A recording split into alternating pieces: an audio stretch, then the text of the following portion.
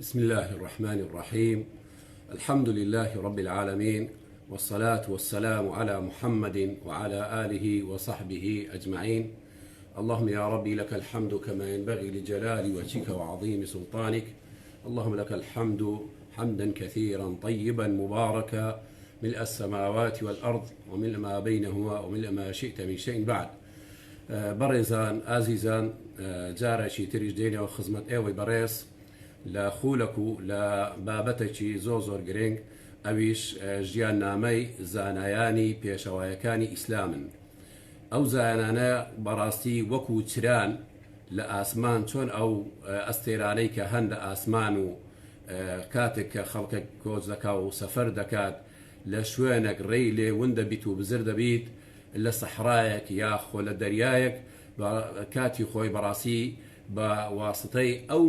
ئەستێرانە ڕێگایان دەدۆزیەوە. بەڕاستی نمونەی ئەو زانانەش لە ئیسلامدا، ئەو زانانەش وەکو ڕێ پێشاندەرەکەن بۆ ئێمەی مسلمانان. ئەوانە ماندووبوونەوە کێکی زۆریان بینیوە، زۆریان سەفەر و کۆچ و هەتا شارەزابوونە لە قورئانی پیرۆز و لە سنەتی پێغەمبەری صلی الله عليه وسلم. بەڕێزان خۆشەویستان، وەکو دەزانین ئێمە وەکو جەماعەتی ئەهل السنە والجەماعە، یاخود وەکو ئەو مەذهبە و ئەو فێرقەیە کە پێ دەگوت ئەهل السنە والجەماعە، چار پێشەوای زۆر بەناوبانگ و گەورەمان هەیە کە ئەو پێشەوایانە بەڕاستی وەکو ڕێپێشاندەرێک بوون بۆ شارەزابوون لە ئیسلام و لە دینی ئیسلامی پیرۆز، لە قورئان و لە سنەت و لە فەرمودەکانی پێغەمبەر صلی الله عليه وسلم. یەکەمین ئیمام ئەو ئیمامانە کە باس کراوە و مامۆسایەکی تر بەڕێز کە باسی کرد، ئەویش ئیمام و داری ئەهل الهیجرە کە ئیمامی مالیک بووە، بەڕاستی کە ئیمامێکی زۆر گەورە بووە لە مەدینەی منەوەڕە و سەحابەی پێغەمبەریشی بینیوە. هەروە ئیمامی دووەمینمان ئەویش کە ئیمامێکی زۆر گەورە بووە، ئەویش هەتا هەندێک زانایان دەڵێن سەحابەی بینیوە، هەتا لە تابعینی حیساب دەکەن. ئەویش ئیمامی ئەعزەم پێدەگوترێت ئیمام ئەبوو حەنیفە النوعمان. ئەوە ئیمامی دووەم. ئیمامی سێیەم ئەویش ئیمامی شافعی بووە کە ئیمامێکی زۆر گەورە بووە لە عێراق و لە مصر ژیاوە، کە یعنی کتاب و نووسینی زۆری هەبووە و خزمەتی قورئان و تەفسیر و حەدیسی پێغەمبەری صلی الله عليه وسلم زۆری کردووە، کە زۆرینەی کوردستانی هەر چوار پارچە لەسەر مەذهبی ئیمامی شافعین. بەڕێزان، ئیمامی چوارەمین کە ئەمڕۆ ئەمە لە خزمەت ئێوەی بەڕێز باسی دەکەین ئینشاء الله، ئەویش ئیمامی ئەحمەدی کوڕی حەنبەلە کە وەکو نازنامەی پێدەگوترێت ناصر السنە یان ئیمام ئەهل السنە والجەماعە، وەکو کە لە داهاتوو ئینشاء الله باسی دەکەین. بەڕاستی ئەوەش ئیمامێکی زۆر گەورە بووە، پێشەوایەکی زۆر گەورە بووە بۆ مسلمانان. با بزانین ژیان نامەی ئەو ئیمامەت چییە و چۆنە، ئەو ئیمامەت چۆن گەیشتە ئەو پلەپایە، چۆن بوو پێشەوە، بە چێ زەحمەتیەک و بە چێ هەوڵدانێک و بە چ کۆششێک بوویتە ئەو پێشەوایە. بەڕێزان، بۆ ئەوەی ئێمەش وەکو طالب علم، وەکو مسلمانان دەرس و پەندی لێ وەرگرین، ئینشاء الله ئەو ڕێڕە و ڕێگای وانە بگرین، بەڵکو عەسە وەلەعەڵە خوای گەورە جارێکی دیش یعنی نموزەکی تریمان بۆ دروست بکات و خەڵکانێکی تر لەسەر ڕێڕەی وانە بڕۆن و ببنە پێشەوایەکی گەورە بۆ خزمەتی ئیسلام و مسلمانان، وەکو پێغەمبەریش کە صلی الله عليه وسلم دەفەرموودە هاتووە هەموو سەدەیەک مجددێک دێت. مجددێک بەڕاستی سەدەی ئیمامی ئەحمەدیش مجددێکی زۆر عەظیم بووە، بە تایبەتی لە مەسائلی بیر و باوەڕ و عەقیدە، وهروە لە خزمەتی سنەتی پێغەمبەری صلی الله عليه وسلم و خزمەتی حەدیث و فەرموودە، کە لە داهاتوو ئیشارەیان پێ دەکەین کە چۆن بوویتە پێشەوایەک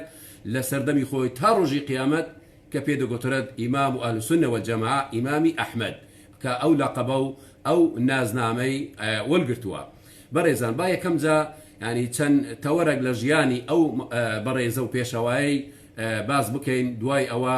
مەسائلی بڵێن چۆن خوێندنی وەرگرتووە، و هەروەها دوای ئەوە بچین مامۆستایەکانی شێ بووە، چۆن کۆچ و هیجرەی کردووە لە پێناوی علم و زانست و زانیاری و ئەخلاق و ڕەوشی چۆن بووە، عیباداتی چۆن بووە و هەڵسوکەوتی چۆن بووە، و چەند تایبەتی و ممەیزاتی ئەو چۆن تووشی میحنە و فیتنە و مەشاکل بووە لە پێناوی ئەو دینە و لە پێناوی دیفاع لە عەقیدە و بیر و باوەڕی ئیسلام و لە قورئان بە تایبەتی، کە چۆن کە نازناوەکی گەورەی پێوەلگرتووە و ئیتر دوایش باسی بەرهەم و هەروەها کتابەکان و ئاثارەکانی کە چۆن ماوە و مسلمانان هەتا ئەمڕۆکەش سوودی لێوە دەگرن. بەڕێزان لە سەرەتاوە بابزانین ناو نەسەب و کەی لەدایک بووە. خۆی پێی دەگوترێت ئیمام ئەحمەد بن محەممەد بن حەمبەل کە خۆی مەشهورە پێ دەرێن ئەحمەدی کوڕی حەمبەل. حەمبەل هەرچەندە باپیریتی یەکە بەو شێوازەی لەو زانانە و لەو پێشەوانەی کە نازنا و شۆڕەتی خۆی لەگەڵ باپیری شۆڕەتی وەرگرتووە نەک باوچی کە پێ دەگوت ئەحمەد بن حەمبەل خۆی ناوی ئەحمەد محەممەد و بن و حەمبەل و پێ دەگوتی ئیمامی ئەهل سونە پێشەوای ئەهلی سونە وەجەماعە زانایەکی گەورە بووە شارازا بووە لە فقه هەروەها محەدیث بووە زۆر شارازاش بووە لە فەرمودەی پێغەمبەری صلى الله عليه وسلم لە بەغدا لەدایک بووە بەڕێزان کە ئەو کاتەی عاسیمە و پایتەختی عالەمی ئیسلامی بووە لە سەردەمی عەباسیەکان بە تایبەتی کە لە ساڵی 1964 کۆچی لە دایک بووە. ساڵی 1964 کۆچی لە دایک بووە کە ئەمە لە دایکبوونی ئەو پێشەوە ئیمامەیە. طبعا چۆن لە دایک بووە بەڕێزان ئەوە جێی سەرنجە و تێبینیە. خەڵکانەکەیە لەوانە دەڵێن ئەوە هەتی یەتیمە مەثەڵەن باوچی نییە، دەڵێن وەڵا نەیتوانیە پەروەردە بکرێت یان پیاوەکی وای لێ دەرنەچووە. بەڕێزان ئیمامی ئەحمەد بە یەتیمی بووە کاتی کە بووە تەمەنی کسکە بووە و باوکی وەفاتی کردووە کەواتە دایکی بە خێوی کردووە. هەر هەندێک دەڵێن لە زگی دایکی بووە و باوکی وەفاتی کردووە ینی کە دەکا محەممەد باوکی ئیمامی ئەحمەدی کەواتە دایکی بە خێوی کردووە بە یەتیمی و زۆر گرنگی پێداوە بایەخی پێداوە لۆ ئەوەی پەروەردەی بکات. بەڵکو ئەو دایکە ئەوەندە بە پەرۆژ بووە ئەوەندە حەزی لێ بووە پیاوکی گەورەی لێ دروست ببیت. ئەو دایکەیە یعنی کەواتە بەڕێزان ئەو دایکە ئیمامەی دروست کرد، ئەو دایکەیە پێشەوای دروست کرد، ئەو دایکەیە ئەو عالمەی دروست کرد. بۆیە ئەوڕۆ دەرسێکی زۆر گەورەیە بۆ خوشکان بۆ دایکان ئەوانەی کەم ڕەبینە بەڕاستی دەتوانن یعنی پیاوی گەورە دروست بکەن، پێشەوا دروستکەن، چ لە ئافرەت بیان چ لە پیاو لە کچەکەی بیان لە کوڕەکەی دروستی بکات. بۆیە دایکی ئیمامی ئەحمەد ئیمامی ئەحمەدی دروست کرد. دەیبردە لای مامۆستایەکان بەڕێزان هە لە ساڵی 15 ساڵیوە دەیبردە لای مامۆستایەکان دەرسی بخوێنی شوێنی دەرسەکەی بەجێ نەدەیەش دایکی ئیمامی ئەحمەد لەوێ دەماوە سعاتێک 2 سعات 3 سعات هەتا دەرسەکانی تەواو دەکرد. اینجا کە دەرسەکەی تەواو دەبوو لەگەڵ خۆی دەهیناوە ماڵێ. بەڕێزان ئەوە دایکە ئەوە دڵسۆزە بۆ علم و بۆ ئەدەب و بۆ ئەخلاق و بۆی پیاوکی وا گەورە دروست بکات. هیوادارین دایکانی ئەو سەردەمەیەش بەو شێوازە بە پەرۆژ بن بۆ ئەولادەکانی خۆیان خەڵکانی وا دروست دەکەن. وەکو ئەحمەدی شەوقی دەڵێن دایک بەڕاستی مەدرسەیەکە الأم مدرسة إن أعددتها أعددت أمة طيب الأعراق. کەواتە دایک زۆر گرنگە دەتوانی وەکو قوتابخانەیەکە خەڵکو پیاوی زۆر گەورە دروستکات وەکو دایکی ئیمامی ئەحمەد کە چۆن ئیمامی ئەحمەد بەو شێوازەی پەروەردە کردووە و خەمی لێ خواردووە و کە ئیشی کردووە و هەتا توانیتی بە خێوی بکات و بینێرتە لای ئەو مامۆستایانە و چاوەڕێ بکە لە کاتی دەرسەکان هەتا دەرستاوە دەبی اینجا لەگەی خۆی دەهنیتەوە ماڵێ. بەڕێزان ئەوە نمونەی دایکی گەورەیە بۆ پیاوی گەورە و زانای گەورە دروستکات. اینجا ئیمامی ئەحمەد مولازەمەی یەک لە مامۆستایەکانی کردووە کە زۆر بەردەوام لەگەڵی بووە و قوتابی ئەو بووە و فێرە ئەدەب و ئەخلاق بووە لەگەڵ مامۆستایەکەی خۆی ئەویش و شەیمی کوڕی بەشیری واسطی بووە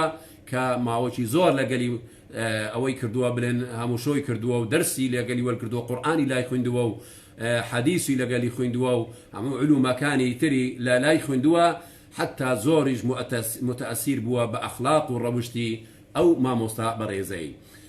بەڕێزان وەکو باسم کرد بەو شێوازە لە ساڵی 15 ساڵیوە دەست دەکات بە دوای علم و زانست و فێربوون ئێتر لە شاران دەگەڕێت لە وڵاتان دوای ئەوە دەگەڕێت کۆز دەکات دەڕواتە چەندین شوێن و شارۆچکە لە عێراق کە عێراق مجموعە منتەقەیەکی شوێنی زۆری تێدا بووە جێ علم و زانست و زانیاری وەکو کوفە کە مەشهور بووە عولەمای گەورەی تێدا بووە بەسرا عولەمای گەورەی تێدا بووە ئیترتی چەندین شوێنی تری کۆچی کردووە بە دوای علم و زانست. بەڕێزان کەواتە یەکە لە وەسائلی علمیش بەدەست بهێنێ ئینسان بەڕاستی دەبی کۆچ بکات هیجرە بکات. لەوانە مامۆسایەک لە شوێنێک دابی بۆ نمونە مامۆسایەکی زیرەک لە سلەیمانیە لێرە بڕواتە سلەیمانی دەرسی لای بخونی هەر سولەیمانی ئەگە بڵێن قیاس بکەی لەگەڵ شوێنی ئەو زانە کۆچیانە بۆی کردووە هەر زۆ نێزیکە بەڕێزان زانە هەبووە بەمانگ سەفەری کردووە لە عێراق لە بۆ مصر بەمانگ ڕۆیشتووە لە بۆ بیلاد شام بۆ فەڵەستین بۆ بیلاد شامی کە سووریا حەلەب و دیمەشق و ئەوانە ئەو کاتی کە پێیان دەگوت بیلاد شام بۆ ئەو شوێنانە بەمبان کۆچی کردووە تا علمی وەرگرتووە ئیتر بەو شێوازە ئیمامی ئەحمەد هەر خەریکی علم و زانست و زانیاری بووە و هەتا کونێ بیتە ئەو زانا گەورەیە ئیتر حتا مامۆستایەکانی ئەوەندە زۆر بووە و یعنی بە سەدان مامۆستای هەبووە چونکە کۆسی زۆر کردووە و هەتا ئەو علمەی بەدەست بێنین مامۆستایەکانیش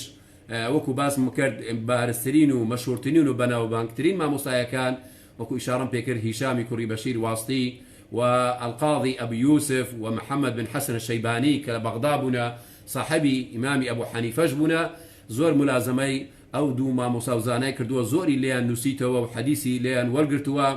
وحديثا كان شيء أوي ولي دقرت هموي لبري دكرت إمامي أحمد زور عجيب ولمسائلي لبركردن ما مصايا كاني زيادة لدو سطو هشتاو سي ما مصابوا بلكو دو سطو هشتاو سي بس تنيا لە مسند کە کتابێکی خۆیتی مامۆساکانی لەوێ ئەوەندە بووە جزا لە کتابەکانی تر و لە علومەکانی تر دەبی چەندین مامۆستا هەبی مەسائلی حفظی ئیمامی ئەحمەد چۆن بووە بەڕێزان ئیمامی ئەحمەد پیاوەکی متەقی بووە لەخوا ترس بووە پەروەردەی دایکێکی بووە کە بێوەژن بووە لەسەر ئەدەب و ئەخلاق و ماڵی حەڵال پەروەردەکراوە زۆر گرنگ بووە لەلای ماڵی حەڵال بۆیە خوای گەورە بەهرەیەکی گەورەی پێدا بووە حفزێکی یەکجار بقوت بۆیە وەکو زانایان دەڵێن ئیمامی ئەحمەد ئەوەندە حفزی بەقوت بووە وەکو چەندین زانە دەجێریتەوە یەک لەوان عەبدوڵای کوڕی ئیمامی ئەحمەد عەبدوڵای کوڕی خۆی دەلێتەوە دەجێریتەوە لە ئەبوو زورعە کە ئەبوو زورعە یەک بۆ لەوانەی هاوچەرخ و سەردەمی ئەبوو ئیمامی ئەحمەد بووە دەلێت هەزار حەدیسی لەبەر بۆ ئیمامی ئەحمەد ئەوەندە حفزی بەهێز و بەقوت و قوڵ بووە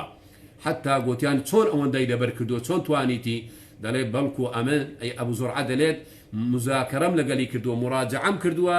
لەو حەدیسانەی کەوا هەزار حەدیسەکە دەکات 1 ملیۆن حەدیس چۆن 1 ملیۆن حەدیس ئایا حمەلی فرمودەی پێغەمبەری دەگاتە 1 ملیۆن بەڕێزان ئیمامی ذهبی بۆمان دەژێریتەوە دەلێ ئەوە معنای ئەوە نییە کە بڵێن ئەو هەموو عەدەدە ژمارە حەدیسا بینە بە تیکرارەوە مەتەنە حەدیسەکەی لەوانە چەندین ڕێگای هەبی چەندین طرقەبی لەوانە دەیان ڕاوی یان دەیان سەحابی یەک حەدیث دەجێڕیتەوە بە ئەوە هەر طریقێک لەوانە هەندە زانایان بە حەدیثێکی دادەنێن بەو اعتیبارەی کە دەڵێن هەزار حەدیث یعنی بە هەموو طرق و بە هەموو ڕیوایەتەکان و ئاسار و ئەقوالی سەحابە و تابعین و شیکردنەوە و تەفسیر و ڕاوەکانیشی بەو شێوازە ئەو ژمارە زۆرەی دەڵێن ئیمامی ئەحمەد طبعا زەواجی نەکرد لەبەر طلب العلم و بەدوای زانست گەڕا حتا تەمەنی گەیشتە 40 ساڵ کە تەمەنی کرد بوو 40 ساڵ اینجا لەو کاتەی کە علمەکی زۆری وەرگرت لەو کاتەی وا زەواجی کرد کە سێ خێزانی یەکەم زە خێزانە چینا کوڕێکی لێبوو کە ناوی صالح بوو یەک طلبەکانی خۆشی بوو حتا مسنەدیشی لە یەگەلی نووسیتەوە ژنی تری هینا ئەو ژنەی وەفاتی کرد دوای ئەوە ژنێکی دی هینا عەبدوڵای لێبوو کە عەبدوڵای یەک لە طلبەکانی خۆی زۆر ملازمەی کردووە مسنەدیشی لە بۆی نووسیتەوە دوای ئەوە جاریەکی تری کڕی کە ئەوەشی وەفاتی کرداشی عەبدوڵای ئیتر بەو شێوازە کە زەواجی کرد ئەو منداڵانەی لێ بووە و مجموعە منداڵیشی هەر کە دەبوو وەفاتیان دەکرد وەکو محەممەد و حەسەن و حوسێن ئەوانە هەر بدەبوون و وەفاتیان کرد با بزانین عیبادەتی ئیمامی ئەحمەد چۆن بووە بەڕێزان یعنی ئەو ئیمام و پێشەوایە کە بەدوای علم و زانست بووە کاریگەری ئەو علمە ئەو زانستە لە عیبادەت و پەرستشی چەند کاریگەر و تەأسیری لێ کردیە ئەمە بەداخەوە زۆر جار هەیە زانا هەیە یعنی زانای گەورەی عالمە بەڵام بەرهەمی علمەکەی لە عیبادەت و لە ئەخلاق و ڕەوشتی وە زۆر دیار نابیت بەداخەوە بەڵام ئەو عالمانە بەڕاستی عالم و عابید بوونا عالم بوون و عملیانیش عیبادەتیانیش کردووە و هەمویان لە ژیانی خۆیان علمەکەیان تەطبیق کردووە نەک بەستەنیا وەکو زانستون بە قەول و بە شێوەیەکی نەزەری لۆ خەڵکی باسکەن یەک لە بواری عیبادەتەکانی بۆ نمونە لە بوارەی حەج 5 جار حەجی کردووە 3 جار بەس بە پێ ڕۆیشتووە بەڕێزان بە پێ لە بەغداوە لە بۆ ئەنی حیجاز کە دەکا مەکە و مەدینە ینی 3 جار بەس بە پێیان ڕۆیشتووە هەتا چیتە وێندەری جارێک لە جارەکان دەڵێ 30 دەرهەمی پێ بووە عایلێکی فەقیر بۆ ئیمامی ئەحمەد 30 دەرهەمی پێ بووە لە ڕێ ڕۆیشتووە فەقیرەیە هەتا کە ماوەیەکی ڕۆیشتووە ڕێگای حەجی لێ بزر بووە هاوار دەکاتە خوای گەورە بە تەنیا دیارە قافی لە شتی دابڕاوە لی بزر بووە لەبەر مەسائلی بیرکردنەوە و مذاکرەی علموانە ئاگای لە خۆنەوە ڕێ لە بزکەوە هاوار دەکا و دوعا دەکا ماوەیەکی زۆر هاواری خوای گەورە دەکات سبحان الله بە کەرامەت و بە فەڵی خوای گەورە دەکاتەوە سەر ڕێگای ڕاستەکە و دەڕواتە حیجاز ئەوە لە بواری حەج کە ئەوەندە حەجەی کردووە لە بواری نوێژ و تاعەت و عیبادەتی بەڕێزان ئەوەندە عابید بووە شەو نوێژی لە نیوەی شەوە تا بەیانی بەس خەریکی نوێژ بووە بەو شێوازە کاریگەری علمەکەی لەسەر عیبادەتی بووە ئینسانێکی خۆراگر و سابر بووە زۆر حەزی لە بەتەنیایی بووە عیبادەتی خوای گەورە بەتەنیا بکە لەبەر چاوی خەڵک نا یا لە مزگەوت بووە یا خۆت لە دوای جەنازە دەڕۆیشت یا خۆت سەردانی نەخۆش و ئەبوو بابەتانە زۆر ڕقی لە بازار بووە لەبەوەی بازار شوێنەکە کە خوای گەورە کەیفی پێناڕقی لێ دەبیتەوە و زۆر ئینسانی مەشغوڵ دەکات حەزی لە بازار و بازرگانی ناو ئەسواق نەبووە یەکە لە عیبادەتەکانی ئیمامی ئەحمەد وردی قورئان خوێندنێکی یەکجا زۆری هەبووە بەڕێزان کە هەموو ڕۆژێ هەفتەیەکی قورئانی خوێندووە قورئانی بکە حەفت بەش یەک لەو حەفت ئەنێ بەشەی قورئانی خوێندووە یعنی کەواتە بە حەفت ڕۆژی قورئانی ختم کردووە وەکو وارد بووە لە سنەتی پێغەمبەریش صلی الله علیه وسلم نابی ئینسان لە حەفت ڕۆژی تاخیرتر قورئان ختم بکات بەو شێوازە عیبادەت و شەو نوێژی ئیمامی ئەحمەد لە ئاساری علم و زانستەکەی وا لێی دەرکەوتووە ئەدی ئەخلاق و ڕەوشتی ئیمامی ئەحمەد چۆن بووە ئەخلاق و ڕەوشتی ئیمامی ئەحمەدیش بەڕێزان کە تەمەشا دەکەن عولەمایان دەجێڕینەوە لەو پەڕی نەرمونیانی بووە یەکێک غەڵەتی لەگەلی بکردایە بێ ئەدەبی بێ ڕێزی بکردایە ڕەدی نەدەداوە دەیگۆ خوای گەورە بەسمانە دیفاعمان لێ بکات بەرامبەری مسلمان یەکێک غەڵەتێکی بکردایە ناخۆشیێکی لەگەل باە دەیگۆ خوای گەورە کافیمانە ئینسانێکی بە حەقد و بەچینە نەبووە زۆر بە پەلەو ئەوە نەبووە زۆر لەسەر خۆ و زۆر متەواضع بووە ئەخلاقێکی زۆر جوان و دائیم بەشوش و گەشاو بووە زەردەخەنەی دائیم لەسەر دەم و چاوی بووە ئەگەرچی بەخۆی وەکو پێستە زۆر ڕەشکاڵە بووە وەکو پێستە زۆر ڕەشکاڵە بە بەڵام ئینسانێکی ئەوەندە بەشوش و خۆشەویست بووە و مەحبوب بووە خەڵک ئەوەندەیان خۆشویستووە هەر حەزیان لێ بووە لە مەجلیسی دابنیشن لەبەر بەشاشەت و لەگەر زەردەخەنەی دەم و چاوی و ئەخلاقە جوانیەکەی و ئەوەی کە خوای گەورە پێ خۆشبی حەزی لەو نەعاشتانە بووە ئەو کەسانەشی خۆش دەبیست ئەوەی خوای گەورە ڕقی لێ بووایە ڕقی لەو شتانە دەبووە زۆر بە تەحەموڵ و بە ئەوە بووە لە سەرخۆی بوو لەگەل ئەو دراوسێ و جیرانەکانی ئەگەر هەڵسوکەوتەکی خراپیە لەگەڵی بکردایە و لە مەجلیسی ئیمامی ئەحمەد وەکو ئیسماعیلی کوڕی عولەیە دەجێڕیتەوە دەلێت ئەوەندە ئەنی خەڵکێک هەبووە عەزیان لێ بووە لە ئەخلاق و ڕەوشی ئیمامی ئەحمەد شارەزا ببن و دەرسی لێوەرگرن و علمی لێوەرگرن تەڵەبەی یەکجار زۆر بووە بەڕێزان تەسەوور دەکەن 5,000 تەڵەبەی هەبووە 5,000 ئەو ڕووکە زانکۆیەک وەکو زانکۆی سەلاحەدین یا سولەیمانی مەگەر ئەو عەدەدانەیان هەبی یعنی یەک مامۆستایەک زانکۆیەکی سەربەخۆ بووە ئەو عەدەدە زۆرە 5,000 لەو 5,000ەی 500 کەسیان دەهاتن حەدیثیان لێی دەنووسیەوە و علمیان لێ وەردەگرت ئەوانە خەریکی نووسین دەبن باقیەکەیدی 450 بەس دەیانویست فێرە ئەخلاق و ڕەوشت و ئەدەب و ڕەوشتە جوانەکانی ئیمامی ئەحمەد لێی فێر ببن لەو 5,000ەی 500یان نووسینەوەیان دەکرد و علمەکانیان لێ وەردەگرت ما باقی دەیویست سوود لە ئەخلاق و ڕەوشتی وەرگرن بەڕێزان ئەبەو شێوازە بووە ئەبوو بەکری متەوعی دەجێڕیتەوە دەلێت 12 ساڵان لە مەجلیسی ئیمامی ئەحمەد دانیشتم لەگەڵ کوڕەکەی عەبدوڵڵا کە موسنەدیان دەنووسیوە یەک حەدیثم لەگەڵیان نەنووسیوە بەس تەنیا دەمویست فێرە ئەخلاق و ڕەوشتی ئیمامی ئەحمەد سوودی لێ وەرگرم ئەوەندە بە ئەخلاق و وەندە بە ڕەوشت بووە بەڕێزان 12 ساڵ لە مەجلیسی دانیشتووە یەک حەدیثی لێ نەنووسیتەوە بەس فێرە ئەخلاق و ڕەوشتی لێ دەرسی لێ وەرگریت یەک لە بابەتەکانی ئەخلاقی ئیمامی ئەحمەد زۆر نێزیک بووە لە قوتابیەکانی زۆر بێنەفس بووە زۆر لەگەڵیان یعنی وەکو دەڵێن وەکو برادەر و دۆست بووە لەگەڵ تەڵەبەکانیان لەگەڵ ئەو هەموو علمە و زانست و زانیاری هەبووە بێنەفس و سینگ فراوان بووە لەگەڵ تەڵەبەکانی خۆی کە ئیمامی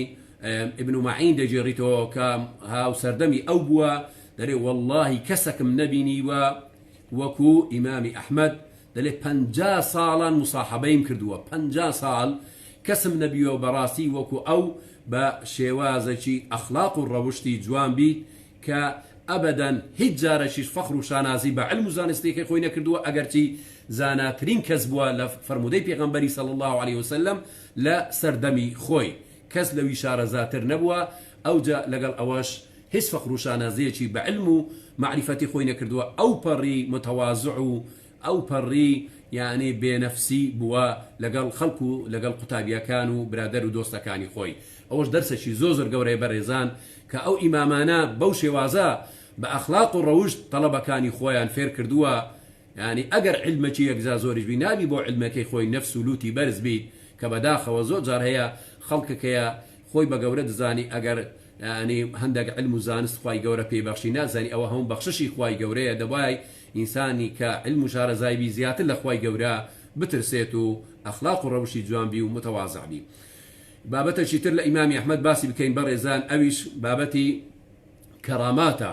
یعنی ئەوەندە عیبادەتی جوان بووە و ئەخلاقی ڕەوشی جوان بووە خوای گەورە حتا کەراماتی پێداوە و پێبەخشیوە یەک لەو کەراماتانی بۆتان دەژێڕینەوە بۆی درێژ نەکەینەوە لەسەرتان دەڵێت عەلی کوڕی ئەبی فەزارە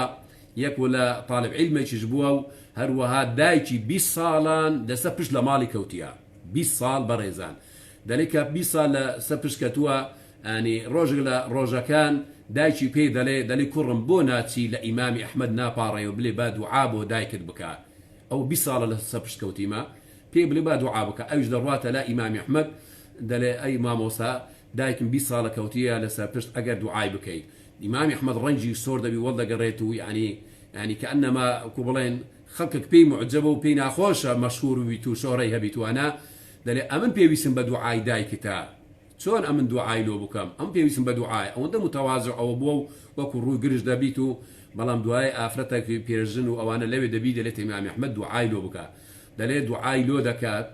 ئەو عەلی کوڕی ئەبی فەزارە دەگەڕێتەوە لەلای دایکی سوبحان الله کە دەگەڕێتەوە لە دەرگەی دایکی بەپێی خۆی هەڵدەسیتەوە دەرگای لۆ دەکاتەوە دوای کە ژنەکەی دەبینی دەلێت چۆن دیارە ئیمامی ئەحمەد دوعای کردووە بەڵێ گوتی ئەمن داوامان لێ کرد گوتم بە دوعایەکەی لۆ دایکی بکە دایکت ئێتە دوعایەکەی کرد و خوای گەورەش دوعایەکەی لێ قبول کرد ئەوە یەک لە کەراماتی زۆر هەبووە وەکو ئیشارەم پێکرد لە سەفەری حەجەکەی و چەندین قسەس و بابەتی تریشی هەبووە لەو بابەتە ئێتر یەک لە ئەوانەی ئیمامی ئەحمەد بەڕێزان سڵتە و دەسەڵاتی نەویستووە بەڕێزان سڵتە و دەسەڵات بۆ خۆی لۆی هاتووە و نەیویستووە ئیمامی شافعی دەجێڕیتەوە کە هاوسەردەمی ئیمامی ئەحمەد بووە بەڕێزان زۆر ملازمە ئیمامی ئەحمەد کردووە و لە ئەگەرچی لە مابەتی فقه و لە هەندە بابەت ئیمامی ئەحمەد استفادەی لەوی کردووە بەڵام لە بابەتی حەدیث ئیمامی ئەحمەد مامۆستای ئیمامی شافعی بووە ئەگەرچی ئیمامی شافعی گەورەتریش بووە بەتەمەنتریش بووە لە ئیمامی ئەحمەد کەواتە زۆر جار هەیە هەندە مامۆستا لە بواردا مامۆستایە بەڵام لە هەندە بواری تر دەبتە قوتابی لەوانە قوتابیەکەی خۆشی ئەگەر لە بابەتێک زۆر زیرەک بوو وەکو ئیمامی شافعی و ئیمامی ئەحمەد بەڕێزان کەواتە ئیمامی شافعی دەفەرمێت دەڵێت ئەمن تەمەشا دەکەم تو حەزت لێیە بچیە لای مامۆستا عەبدەڕەزاق مامۆستا عەبدەڕەزاق پێشەوا و مامۆسایکی زۆر گەورە بووە لە یەمەن لە یەمەن بووە عالمێکی زۆر گەورە بووە ئەحادیثێکی زۆری لەبەر بووە هەروە ئەقوالی سەحابەشی زۆر لەبەر بووە و لە ئیمامی ئەحمەد گەورەتر و بەتەمەنتر بووە حتا ئیمامی شافعیش سەفەری تایبەتی لۆ لای ئەو کردووە و چووە حەدیث و ئاثاری لی وەرگرتووە ئیتر ئیمام بووە لە منطقەی سەنعا و لە یەمەن دەڵێم هەست پێ دەکەم تو حەز لێ بچێ لای و حەدیثەکانی لێ وەرگری فرسەتەکە خەلیفەی مسلمانانیش دەیانەوێ قازیەک لەوێدا بنێن هەم ئەتوو کە دەچێن دەرێ هەم دنیا و هەم قیامەتی شەوکو دەڵێن دەبیە قازیش و پارە و ڕاتبێکی باشی دەدرێتێ هەروەش دەچێ لای عەبدەڕەزاقیش ملازمەی دەکە و حەدیثەکانیشی لێ وەدەگری ئێتر ئەویش جوابی ئیمامی شافعی دەداتەوە دەڵێ یا ئەبا عەبدڵلا دەڵێت جارەشی دی ئەوەم جێت لێ نەبیت ئەگەر ئەوها بڵی ئەمن جارەشی دی نایمەلات و ئەتوو نابینمەوە یعنی کە ئەنە مەلەیت و ڕەدەبی چۆن عەرزی مەنسەبم لۆ دەکەی ئەو ڕۆکەش بەداخەوە خەڵکانێک لەوانە دینی خۆیان دەفرۆشن لە بۆ کورسی و مەنسەب و بتە ئەندام پەرلەمانێک یان بتە وەزیرێک بەداخەوە وەکو دەبینی لە سووریا و لە جێدی و لە چەندین وڵاتی تر مامۆستایە عالمە و مێزەری سپی لەسەریتی دینی خۆی و قیامەتی خۆی دەفرۆشی لۆ مەنسەب بەڵام تەمەشا و ئیمامە گەورەی بکە چۆن لە سەردەمێکی کە خلافەی دەوڵەتی عەباسیە و دەوڵەتێکی تەقریبەن ئیسلامیە اینجا لەگەڵ ئەوەش مەنسەب ڕەفز دەکاتەوە مناڵی مەنسەب حەرامە بەڵام ئەو عالمە حەزی لێ بۆ لە بواری خۆی لە زانست ئەو پێشەوای خۆی لە دەست نەدات و بەدەوام خەریکی ئەو علمە و زانست و زانیاری بیت و خزمەتی ئیسلام و مسلمانان بکە بەو شێوازە زاهید بووە و منسەبی نەویستووە. ئێستا دێنەکەواتە سەر بابەتی زوهدەکەی ئیمامی ئەحمەد هەر نمونە بووە لە زوهد لە ئەوەی دوورکەوتن لە مەسائلی خۆشی دنیا بەڕاستی. بۆ نمونە کە محەممەدی کوڕی موسا دەجێڕیتەوە دەڵێت حەسەنی کوڕی عەبدولعەزیز حەڕەوی میراتێکی زۆری لە مابووە 100,000 دیناری زێر. طبعا زمانی پێشانەکە طبعا لە شەرعیش دیارە میرات پارێکی زۆر حەڵالە کە ئەولاد لە باوکی خۆی لە خزم و خەسی خۆی لێ دەمێنێتەوە ماڵەشی زۆر حەڵالە و یعنی ئەوە نییە بلێن گومانە تێدا بیت و کاسبێک کردبی تێدا یان بەدەستی خۆ پەیدا کردبییان حەرامی تێدا بیت. لەو بابەتەی ئەوە بۆ کەزانیتی ئیمامی ئەحمەد لە مەسائلی میرات وانە کە گومانی تێدانی حەڵالە عرضی کردو ئیمامی ئەحمەد کە زۆر فەقیر و هەژار بووە هەرچی 3,000 دیناری 3,000 دیناری زێری عرض کردو لە ئیمامی ئەحمەد. ئیمامی ئەحمەد گوتیە ئەوە عایلەی و زۆر فەقیر و هەژارن بە بکو یارمەتیەک بۆ توبی ئیمامی ئەحمەدیش ڕەوزی کردەوە بە هیچ شێوە قبولی نەکردووە. ئەوە زۆری زوهدی ئیمامی ئەحمەدە دنیا و منسەب ڕووی لێ دەکات و بەڵام پشتی لێ دەکات و ناوێ ئەو علمەکە لای ئەو گەورەترین سەروەت و سامانە. و ئەروەها دەڵێت خۆزگە ئەمن لە کەندێک و لە شوعبێک لە شوعابەکانی مەکەبم لە کەندێکی مەکەبم بۆ ئەوەی مەشهور نەبم خۆزگە لێرە لە بەغدا نەدەبووم بوو ئەو خەڵکەوەها بەدوام بکەویت و ئەوها شۆرەتم نەبووایە لە هەندێک لە کەند و دۆڵەکانی مەکەی بامایە هێوە ینی سوبەینایان هێوارێک بەهاتایە و من ببردامە لەو شوێنانەی بۆی شۆرەتم نەبایە و بەو ئینسانێکی ئانی کەس نەناسی بامایە ئەوەندە متەواضع بووە. ئەوە لە بواری زوهدی خۆی ئیمامی ئەحمەد بەو شێوازە یەک لی دەپرسید ئیمامی مەروەذیە دەڵێ ئەی ئیمامی ئەحمەد وەزعت چۆنە ئەوڕۆ چۆنی دەڵێت ئەویش دەڵێت چۆن بم ئەمن چۆن بم خی گەورە داوای فەرائیزم لێ دەکا واجبەکان پێغەمبەر صلی الله علیه وسلم داوای سنەتم لێ دەکات مەلەکەکان دانیشتونە لە ڕاست و چەبەوە داوام لێ دەکەن کردەوەکانم چاک و ڕاست بیت و دەڵێت لە هەمان کاتیش نەفسمیش داوام لێ دەکات ئارەزوو شتی دنیا و خۆشی و بەدوای ئارەزوو نەفسی خۆم بچم ئیبلیسیش و شەیتانیش داوام لێ دەکە بەدوای خراپەدا بچم مەلەکی مەوتیش و ئەوەش چاوەڕێ دەکات هەر کاتێک ڕوحم ڕابی کێشی ئەوەش ماڵ و منداڵیشە داوای نەفەق و ڕزق و ڕۆزیم لێ دەکەن لە نێوان ئەو هەموو شتانە بم دەبی وەزعم چۆن بیت لەنا ئەو هەموو شتانە ئەوە زوهدی ئیمامی ئەحمەد وە و ئەوە تەقوا و لە خواترسی ئیمامی ئەحمەد وە بەڕێزان. هەروە ئیمامی ئەحمەد دەجێڕیت ئیمامی مەروەزی کە یەک لە تەلاميذەکانی ئیمامی ئەحمەد بۆ دەجێڕیتەوە دەڵێ ما كتبت حديثا إلا وقد عملت به. ئیمامی ئەحمەد دەڵێت يعني ئیمامی مەروەزی دەجێت و ئیمامی ئەحمەد دەڵێ والله هەر حەدیثەکەم بدیتایە هەوڵ بدەم ئەو حەدیثەی لە ژیانی خۆم تەطبیق بکەم. دەڵێ ڕۆژێک حەدیثەکەم خوێندەوە لەسەر قەزیە حیجامە یەکسەر چۆم دینارەکەمدا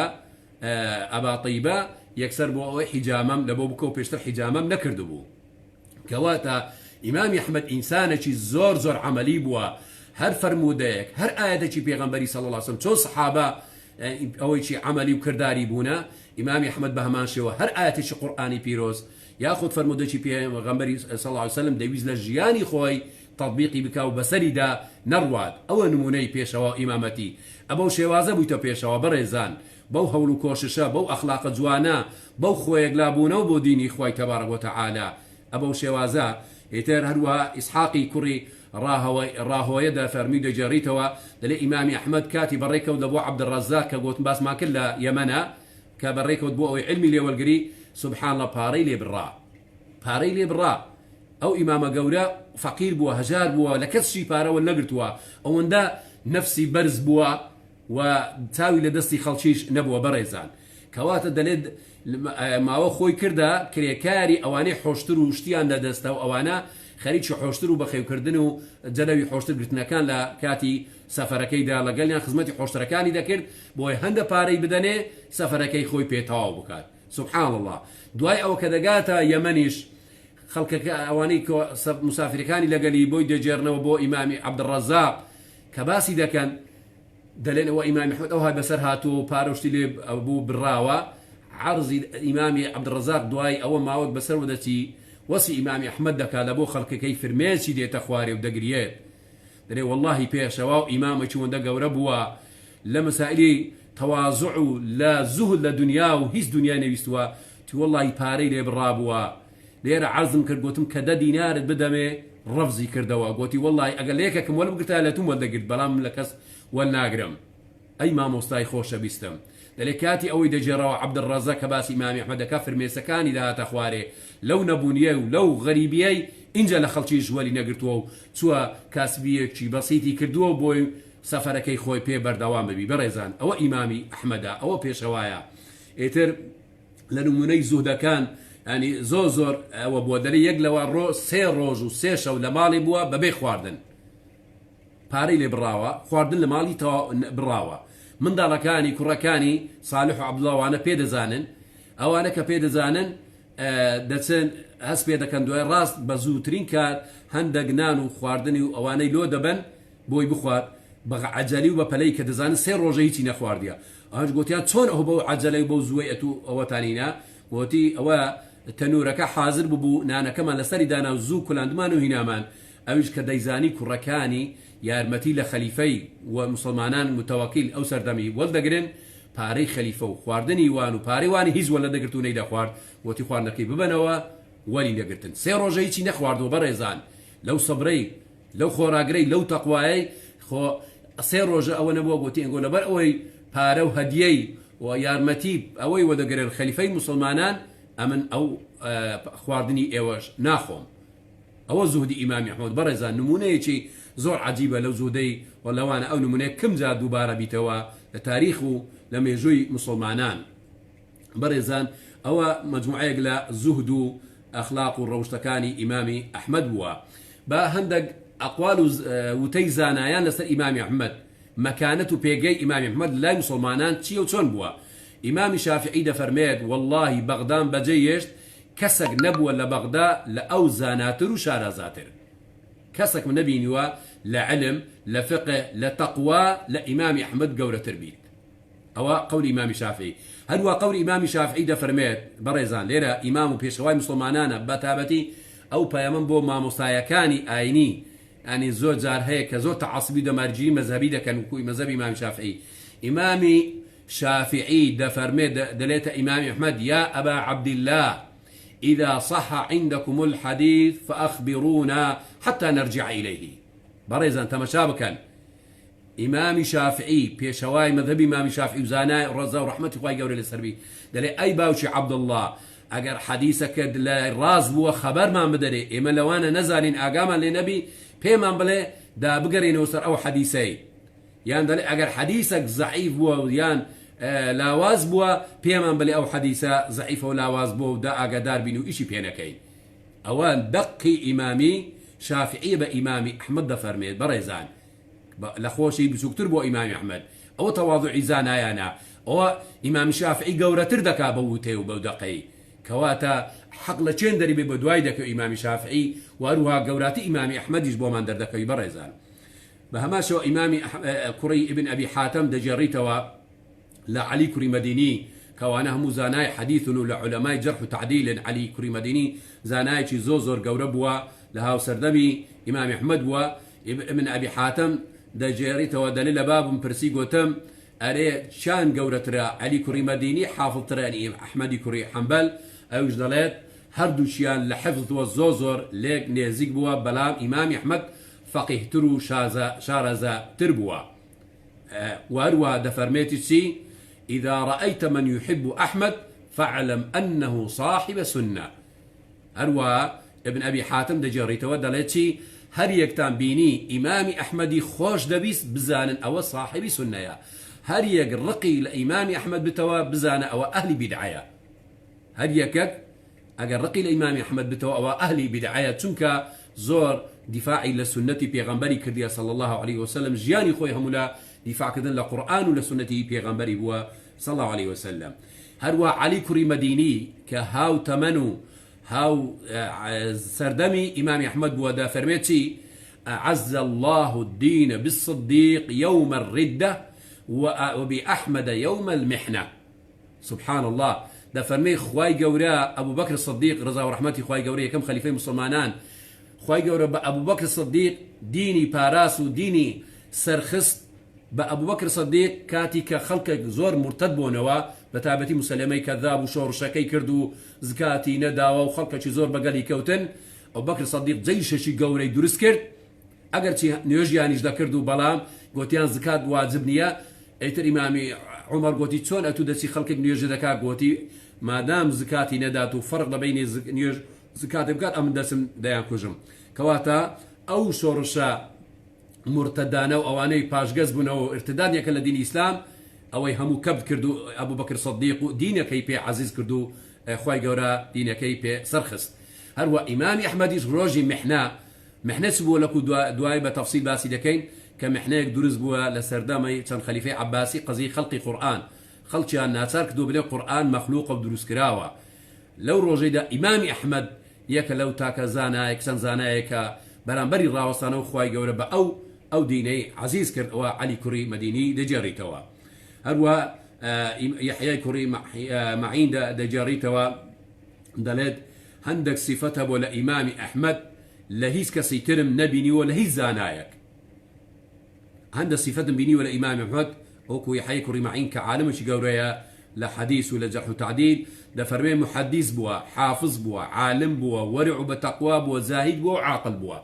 ئەو هەموو سیفەتانە کۆ ببووە لە یەک زانایەکە ئەویش ئیمامی ئەحمەد بووە و هەروە قوتەیبەش دەجێڕیتەوە دەڵێ ئەگەر سەوری نەبووایە وەرع و زوهد نەدەما ئەگەر ئیمامی ئەحمەدیش نەبووایە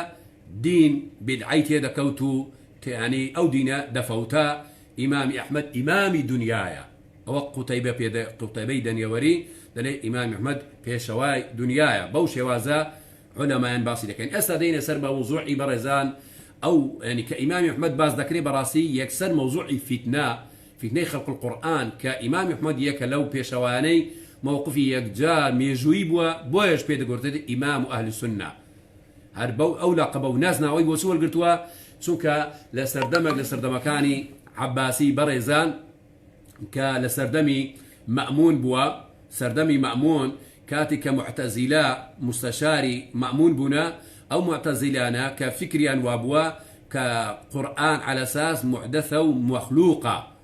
قورئان مخلوقة يعني قورئان طبعا ما دەزانین كلام الله وكو عقيدة أهل السنة والجماعة قورئان وتەی خوای گەورەیە صفتەکانی خوای گەورە کە کەلامە صفەتی خوای گەورەش بە هیچ شێوەیەک نابی مەخلوق بی صفتەکانی خوای ذاتیە و ئەبەدیە و مەخلوق نییە جا بەڵام معتەزیلە ئەو مەذهبەیان بەڵاو کردەوە لەو کاتەی خەڵکانیش ئەنی ئەوە کردووە بڵێن بە تابەتی لەو کاتیش ینی جەهمی کوڕی سەفوان کە یەک لەو ئەو شتانەشی کە بەڵاو کردیتەوە و ئەحمەدی کوڕی بن ئەبی داود وانە مستەشاری مەأمونی بوونە لەگەڵ جەعدی کوڕی دەرهەم ئەوانە کاریگەر بوونە لە فکری معتەزیلیان هەبووە ئێتر خەلیفەی مەأمونی عەباسیان ئەوە کردووە کە فکر و منهج و مەذهبەکەی بتە مەذهبی کە ئەوە دەڵێ قورئان مەخلوقە ئێتر دوای ئەوەش ئەو جەعدی کوڕی دەرهەمە ڕۆژێک لەگەڵ ئیمامی ئەحمەد لە مزگەوتەیە بۆی فتنەی دروستکە جەعد يعني كيك لمؤسسين أو فكري معتزلي واعتزالي بلاو كرديته هروا مسائل خلق قرآن أو كابرا جعدي كوري درهم لا قال إمام أحمد لا مزقوتي بوا دلي أي إمام أحمد أتوسد لي درباري قرآن أو دلي قرآن صفتي خواي قوريا وقد فاني نابتو هتا هي قرآن هرد منيته صفة كلامي رب العالمين بيش نابي نناوي ناتشيت قرآن ئەویش کە دەڵێ بەڵێ وا دەڵێ بەڵێ یەکسەر ئەوە ئیشی پێ بوو بۆ سوالەی ئەو دوای نەقڵ دەکاتەوە لە لای خەلیفە و فتنەیەکی گەورە دروست دەکات و دەڵێ ئەو فکرەی هەیە کەواتە مەذهبی خەلیفە لەو کاتەی مەذهبی معتەزیلی بووە ئەو زانایە بنە ئیمامی ئەحمەد وهروەها چەند ئیمامی تریش وەکو محەممەدی کوڕی نوح وەکو قەوارێری حەسەنی کوڕی حەماد حتا ئیمامی شافعی ئەوانە هەمووی لەو سەردەمی بوونە ئیتر ئەوانە هیچیان نەیانگوتووە بلين قرآن مخلوقة إتر بلام هندشان تورية بكار هنا وتورية بريزان تورية بونو من إمام شافعي كيق لواني كخور صغار كرد لعذاب لسجنو سزاي خليفي أو كاتي مأمون أو كقوتي مخلوق ببسي دستي خوي بنزي خوي بلن كردوا إشارة له بنزي وتي أو مخلوقة مەخلوق مەبەسی لە پەنجەکانی بوو دەڵێن بەو تەوریە ئیمامی شافعی خۆی لێ ڕزگار کرد بەڵام ئیمامی ئەحمەد کاتی کە ڕایان کێشا بۆ لای خەلیفەی و بۆی پرسیاری لێ بکەن و ئازیەتی بدەن و سزنی بکەن دەڵێ سوبحان الله ئەمن بەی شێوە دەمویست تەنازول نەکەبوو لەو بابەتەی داکۆچی بکەم کە قورئان کەلامی ڕەب العالەمینە و بەی شێوەیەک مەخلوق نییە و یەکە لە سیفەتەکانی خوای گەورە جا محەممەدی کوڕی نوحیش یەک لەو زانایە بووە و لەسەر ئەو منهەجەی بووە ئێتر دەڵێت کە لە ڕێگا چووە ئەعرابیەک دەڵێ لێی ڕازەی کە ناوی جابری کوڕی عامرە دەڵێ ئەی ئیمام ئەتوو پێشەوای خەڵکی ئەتوو ئێستا کە ڕادەکێشن بەرەو لای خەلیفەی لای ئەوەی سەرۆکی بڵێن سەرۆکی مسلمانان ئەوش لەسەر مەذهبی ئەعتیزال و ئەوانەیە دەڵێت وا لێ نەکە زەخت لێ بکەن و ئەتوو تەنازول بکەی بەڕاستی چونکە ئەتوو ئەگەر خوای گەورەت خۆش دەبێت دەبێت خۆت ڕابگری و سەبر و ئارامیت هەبی ئەتوو ئەگەر بکوژرێ ئەوە دەکوژێ و دەڕۆی بەڵام کوشتنێک لە پێناوی دینی خوای گەورە بیت بەڕاستی دەبیە پێشەوای خەڵک و مسلمانان ئەگەریش مایەوە ئەوە هەر دیسان دەبیە پێشەوای مسلمانان ئەگەر خەلیفەتوی نەیکوشت واللهی ئەو ئەعرابیە جەشتەچیە گوتی کە ئەو نەسیحەتی کردم زۆر کاریگەر بوو لە ناو دڵم کەواتە بەڕێزان زۆر جارەیە شخصەشی بەسی لەوانە زۆر گەورە زاناش دەبی زۆر نەسیحەتێک ئامۆژگاری دەکا ئەگە تو زاناچی گەورەش بی دەبی وەڵبگری و لەوانە زۆر کاریگەر و سوودیشی لێ وەڵبگری دەڵێ واللهی ئەوە زۆر ئارامی کردە ناو دڵم و خۆراگرتنی کردە ناو دڵم ئێتر تەنازولی لێکرد ئیمامی ئەحمەدیان ئەزیەتدا و سزنیان کرد و لێدان و تەعزیبیان ئەنواع ئەشکال لەگەلی کردن ئێتر سوبحان الله دەڵێ کە لەو کاتێکدا ئەو داویست تەعزیب و ئۆشارەت دەکەن ئیمامی ئەحمەد دوعایەکی کرد یەک لە کەرامەتەکانی ئیمامی ئەحمەد لەو میحنە و کاتی ڕایان کێشابوو لۆ لای خەلیفە و ئەزیەتی بدەن دوعایەکی کرد گوتی خوایە ئەگەر ئەو قورئانە کەلامی تووە و مەخلوق نییە خوای گەورە خوایە یعنی مەبەسی ئەوەیە کە کەلامی تووە و مەخلوق نییە خوایە بە واسطەی ئەو گەورەتی ئەو قورئانەی دیفاعم لێ بکە و ئەوەندە بەسم بیت و کەسێک ینی ئەزیەتم نەدات لێ سبحان الله هاوار کرا لۆ سوبەینێ گوتیان خەلیفە لە سێیەکی شەوی ئەخیری گوتیان خەلیفە مەأمون مردووە کەواتە یەکە لە کارامەتەکانی ئەوەش دوعای ئیمامی ئەحمەد کە خوای گەورە لۆ خاتری ئەو قورئانەی دیفاعی لێ کردو بۆی سزای نەدا دەڵێ بەو شێوازەی بوو ئێتر دوای ئەوە معتەسم دێت کە معتەسیمیش لە دوای بڵێ مەأمون دێت ئەویش بە هەمان شێوە ئەحمەدی کوڕی داوود کە معتەزیلی بووە و لەسەر مەذهبی جەعدی کوڕی دەران بووە ئێتر ئەویش ئەو فکرەی ئەعتیزال و خەڵقی قورئان بەڵاو دەکاتەوە دیسانی ئیمامی ئەحمەد ڕادەکێشن و ئەزیەتی دەدەن و تەعزیبی دەدەن ئێتر کە لە ڕێکە لای ئەو دەیبەن محەممەدی کوڕی نوحیشی لەگەلە سوبحانە محەممەدی کوڕی نوح لە ڕێگا وەفات دەکات کە دەیبەن لە بۆ لای خەلیفەی معتەسم ئەو لە ڕێگا وەفات دەکات معتەسم جێگای ئەوەی لە سامەڕا بووە کە وەفات دەکات و نوێژی لەسەر دەکات و ئەویش ڕادەکێشن بۆ کنەوی تقریبا لە هەندە ڕیوایەتەوە دەڵێت 28 مانگ لە هەندە ڕوایەتیان دەڵێت 30 خسوور مانگ ینی تقریبا دەکات ینی دەوری نێزکەی 3-4 ساڵان لە ژۆر و زیندان و سزن و تەعزیبی معتەسم دەمینێتەوە ئیمامی ئەحمەد دوای ئەوە ماوەک بەسەر وەدەچیت و بەردەدا معتەسم بەلام بە مەرجێک ئیقامەی جەبری دوای ئەو 3 ساڵەی کە تەعزیب و لێدان و ئەوانە ئیمامی ئەحمەد قەت وانانی طبعا منازەرات و مناقەشە و حیوارێکی یەکجار زۆر لەگەڵ ئیمامی ئەحمەد دەکەن ئیمامی ئەحمەد بە پشتیوانی خوای گەورە و بەو عیلمە و ئەوەی کە خوای گەورە پێداوە لە هەموو منازەرەکان سەر دەکەویت و بە هیچ شێوەیەک تەنازول ناکات لەسەر مەسائلی خەڵقی ئایا قورئان مەخلوقە یا مەخلوق نییە هەر دەڵێ مەخلوق نییە و سیفەتی خوای گەورە و قەت و قەت تا کۆتایی دنیاش ئەو قورئانە هەر دەمێنێت و نەناچێت و یەکە لە سیفەتەکانی خوای گەورە ئیتر بە هیچ شێوەیەک ناتوانن قەناعەت بە ئیمامی ئەحمەد بکەن کە مەذهبی خەلیفەی مەذهبی ئەعتیزالی دەبێت و لەسەر خەڵقی قورئان هەتا وەکوونێ دوای معتەسمیش ئێتر کوڕەکەی محەممەد الواثق دێ بە هەمان شێوە هەر لە ئیقامەی جەبری دەبیت و هەر لەسەر فکری ئەعتیزال دەمینێنەوە و هەر ئیمامی ئەحمەد مەجالی نادەنێت دەرس و دیراسە بداتەوە هەتا ئەوش دەمرێت دوای ئەوە ئێتر ئەوە دێت ینی متەوەکل على الله ئەو دێت کە ئەوش لەسەر فکری مەذهبی ئەهل السنە والجەماعە دەبیت ئیمامی ئەحمەد نێزیک دەکاتەوە مەجالی دەدات دەرس و دیراسە و لە مزگەوتەکان هەزاران تەڵەبە لمجلسي دادني شنو فيرا علم وأدب وأخلاقي لا إمام أحمد ولدقرين بوشي وازا إمام أحمد سردمي مأمون سردمي معتصم سردمي محمد الواثق هاموي خورا قرد بلسر أو فتنة ومحنة وتعذيب أو أي كمناقشات ومناظرة لقال إذا كان وازناني لسق زيك قرآن مخلوق نية وكلام رب العالمين بوشي وازا إمام أحمد دفاع لقرآن دكات دبت بيشواي مسلمانان إمام أهل السنة والجماعة بيشوايش عملي دبيت بعلم وبزانس وبكر دواء إثبات دكا كعالمش الربانية بيشواي وخزمتي دينا كيدكال إمام أحمد وفاة كردني بريزان وفاتي شي روجشي زوزور قورة بوا كاتي كسردمي متوكل بوا بريزان كوفاة دكات كفنو أوشتي وبونو لوي دبن بوي بيشونو نناوي بكن إمام أحمد وصيت دكات قبول ناكات دلت بهيش قبول ناكم بأوي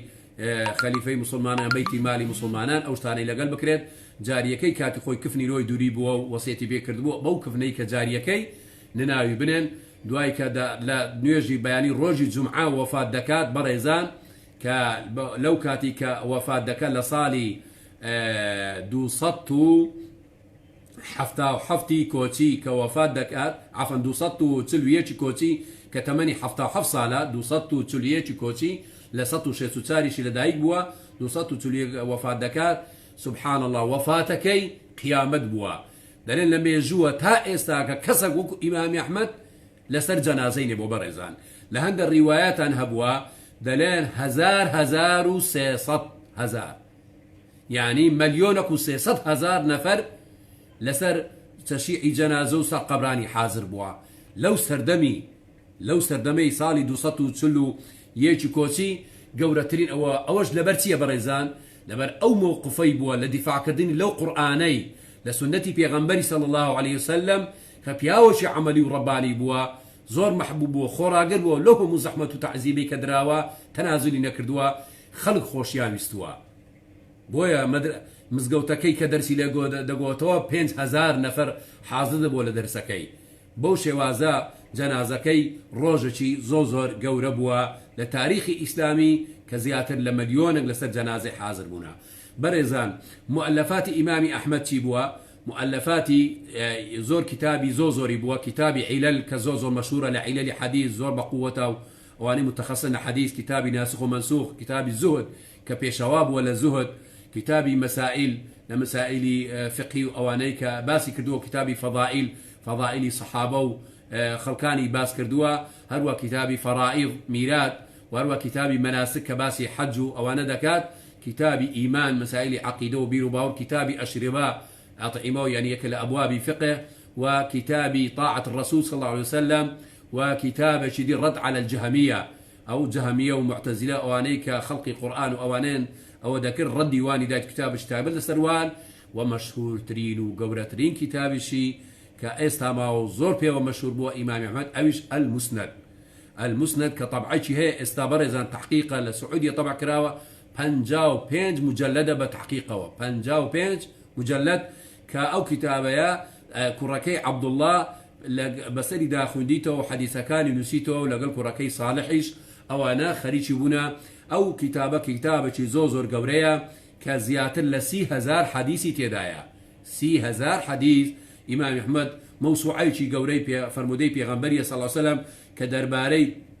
أو عنبلي كوري إسحاق دجيري توا أحمد كوري حنبل إيمي كوكر دوا أمنه دلي لقل صالح وعبد الله ومسندي بسر ماني خوين دوا كسيدي لقل من نبوا اتر هو كتابة زوزور قوربوا أو مسنديا هتا استاو لقديمه خلقان شي زور إسفاديان ليكردوا أو مسنديا لسن حديث والقرتوا كسي هزار حديث بريزان لحفصت هزار حديث 3000 حديثي لحفصت هزار حديث در هناو أو كتابة دلت حرق مسلمانك بقريته وسر أو كتابة براسي همو إيشا كانوا ديني كي خوين ناو دبينيتوا چونك همو فرمودكاني بيغمبر صلى الله عليه وسلم لو حديثي دا كو كرديتوا إتر أو إمام أحمد برزان بوشي وازو أو إمام قوريا كإمام بيشوايشي مسلمانان بوا إتر خوي قورا پلە و پایی بەرزکات لە ڕۆژی قیامەت و نمونەی ئەو علەمانە ئینشاءالله زندی بکاتەوە لە هەموو سەردەم و لە هەموو کاتێک مجددەکی تر بێتەوە ئەو دینەی سەر بخات دیفاع لە قورئان و لە سنەت و لە فەرمودەی پێغەمبەر بکات صلی الله عليه وسلم و لە کۆتاییش داوا دەکەن لە خوای گەورە ئیمامی ئەحمەد لە فیردەوسی ئەعلا بە بەهەشتی شاد بکات لەگەڵ پێغەمبەران و صدیق و شوهدا و صالحین وآخر دعوانا أن الحمد لله رب العالمين وصلى الله وسلم وبارك على نبينا محمد وعلى آله وصحبه أجمعين.